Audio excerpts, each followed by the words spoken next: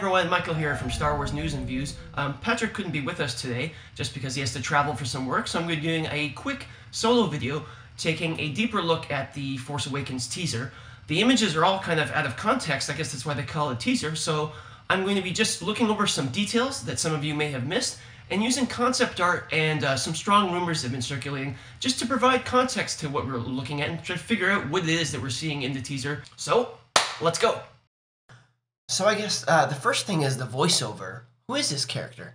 I don't know, but it's confirmed to be Andy Serkis. That's now been officially confirmed. It's him. It's very ominous. It kind of feels like this is supposed to be the villain character we see at the end, but then he goes on to say that he's felt that the light side and the dark side has awakened. So that would mean that the person who awoke the dark side is different than him, but that he has felt it. Is Adam Driver's character the one who awakens the dark side? Because that's the rumor, is that Adam Driver is the villain, and he's actually the one we see at the end with the triple lightsaber, but more on that later. So next, Tatooine? Looks like Tatooine. So the first thing you notice is that the Stormtrooper armor is a bit different than the classical trilogy. The molding is a bit different, but I think the most noticeable thing is that it's missing that big thing at the back. I don't know what the name of it is. This thing here, it doesn't have that. Second part is, why is he waking up? So, let's walk through this. First, you have TIE fighters chasing the Millennium Falcon on this desert planet. Looks like the same thing, same dunes. Let's call it Tatooine.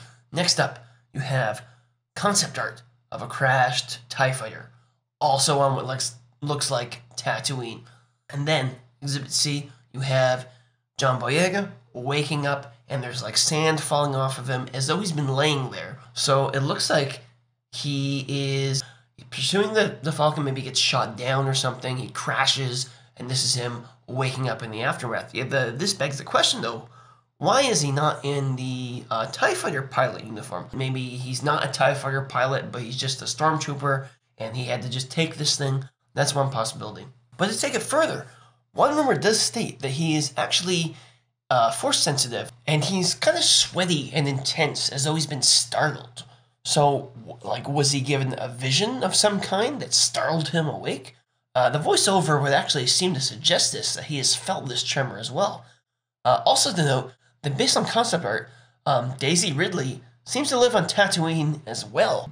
They would probably cross paths, and that's how they're both brought into the storyline. And the final thing, you can hear the sound of an Imperial probe droid as the shot fades out. So, what does that mean? Well, that's hard to say. One rumor states that John Boyega's character, yes, he's an Imperial stormtrooper, but then he defects from the Empire and is then hunted down as a fugitive and then is forced to join the rebels. So maybe this is hinting at a probe droid coming after him. Moving on, the rollerball droid. This looks like a soccer ball. A lot of people have been complaining about that. Actually, the film was shot during the 2014 FIFA World Cup. Is this a coincidence that influenced the design? Also, if you look in the background, you can see pod racers. It's a pod racer. Also, it does look like this is in the place Daisy Ridley is riding to in the following shot. Rumors state that the droid is sort of like a pet or sidekick to her. Next, we have the Stormtroopers. Aside from the new helmet design, which you can see here, it's exactly the same as the leaked artwork. If you look at the shot, one of them is in focus, singling them out. So is this John Boyega from earlier? I would think probably so.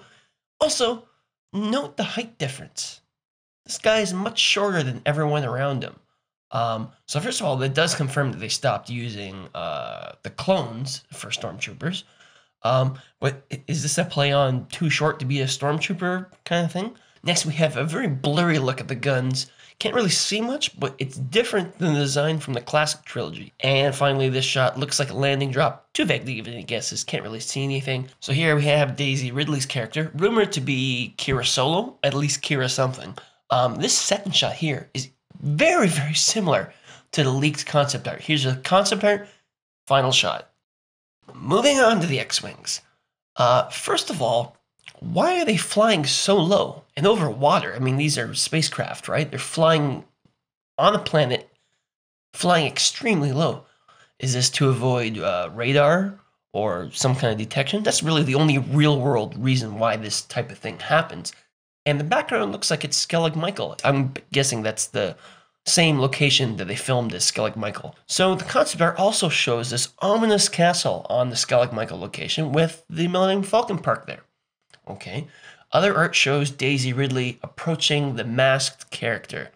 So did she bring the Falcon there to confront them? Are the X-Wings coming to make an assault to her rescue? Next, the shot of the pilot. You see Aurebesh on the flight suit. If you don't know what Aurebesh is, it's the Star Wars sort of character system. And this is actually a real language. You can translate it. There are translation guides. And if you translate it, what it reads is pull to inflate.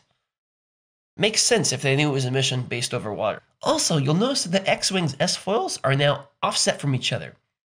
Whereas in the original one, they're symmetrical. See, the top one here is slightly to the left of the bottom one instead of being completely symmetrical. So that's an interesting change. And you also notice all the X-Wings in the shot are blue and gray. I guess that's a standard that has replaced the red and gray ones. And now we have the big one, the villain shot. So the snow planet here is definitely not Hoth because of the trees. So who is this character confronting? Well, concept art shows Daisy Ridley and the third person battling this robed figure on the snow planet. And in the background of that art, it wasn't obvious at the time, but now looking at it, you can see that there are trees that were not obvious before. So who's the third person there? Is it Luke? And in the concept art, he has a mask, but it's different than the Doctor Doom style. It's a different person. Or is it just different ideas being used in the art? If it's the Doctor Doom guy, he has Darth Vader's mask. So he must have gotten it from Endor. So is this Endor in the winter? And furthermore, does this prove the Endor nuclear winter theory?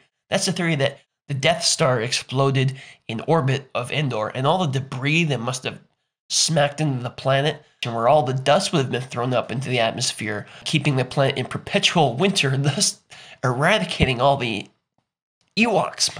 So yeah, the three-bladed lightsaber, it's like a broadsword and doesn't seem practical. But then lightsabers aren't practical either. If you can wield a lightsaber and to deflect bullets and lasers that are moving at the speed of light, you can probably use this so it doesn't cut your hand off. Just as a side. But the big thing to take away from this is the lightsaber is different from the prequels.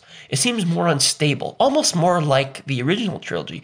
I don't know if this is purely stylistic. They're trying to make it more of that hand rotoscoped, unstable original trilogy style, or the other theory is that it's handmade to lesser craftsmanship standards, because this is obviously not, well, who knows, maybe it is a disciple of Luke Skywalker, but probably this is just someone who's done it on their own, so maybe they couldn't get it right.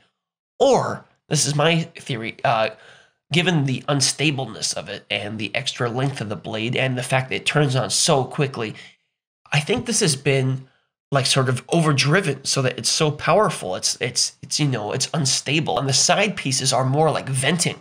And then finally, Falcon looks about the same here, except one detail. The radar dish is now rectangular instead of round. And that's because it got ripped off, escaping the Death Star in Return of the Jedi. Alright guys, that's all for now. Thanks for watching. In a few days, we'll be back to our regularly scheduled episode, and we'll see you then.